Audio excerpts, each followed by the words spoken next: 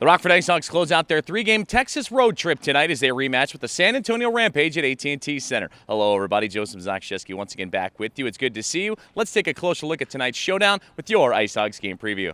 After a thrilling overtime victory over San Antonio on Sunday, the IceHogs roll into tonight with a 9-7-0-1 standing and sit in sixth place of the Central Division with 19 points and now have points in 8 of their last 10 contests. For the Rampage, only 3 wins in their last 10. They come in 8-6-4-2 for third place in the Central Division with 22 points. And for Rockford, this is a chance to gain some ground here tonight. They can jump to as high as 4th place with a victory. And overall, Milwaukee leads everyone with 31 points. And the only other Central Division action tonight, Iowa and Texas will meet up. Rockford's rolling the right direction, going 7-2-0-1 over their last 10 contests, and this is the first time they've been 2 games above 500 this season. Prior to the stretch, they sat with just a 2-5-0 record. And it's been the comeback efforts that's helped the IceHogs see success along the way with a thrilling 3-2 overtime win as recent as Sunday against San Antonio. They were down 2-0 going into the third period before forward Tyler Secura would net his team-leading 8th goal of the season. Dylan Secura would score with less than 3 seconds remaining on the game clock to force overtime, and Jacob Nielsen took control and would seal the deal 16 seconds into the extra session. And the IceHogs penalty kill will silence San Antonio. The Rampage entered today with a number 3 man advantage in the American Hockey League, and that's now twice the IceHogs have held them off the board in the head-to-head series. Now off the ice, the IceHogs were busy yesterday with forward Matthew Highmore getting the call up to the Chicago Blackhawks.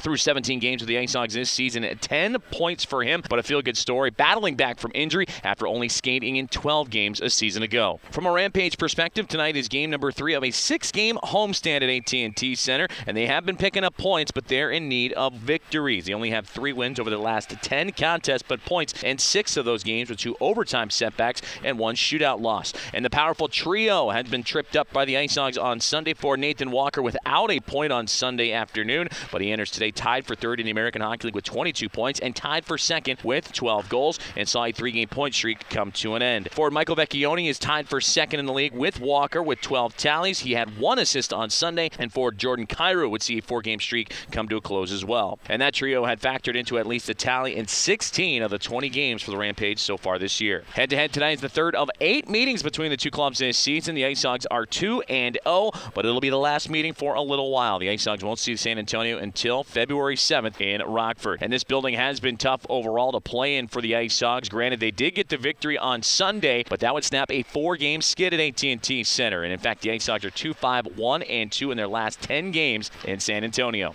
The Hogs look to wrap up this road trip on a high note tonight against San Antonio before returning home to BMO Harris Bank Center to celebrate Hockey Fights Cancer Night on Friday and stroll on state on Saturday. Puck drop from AT&T Center's at 7 o'clock, and you can catch all the action on icehogs.com and the Hogs Broadcast Network.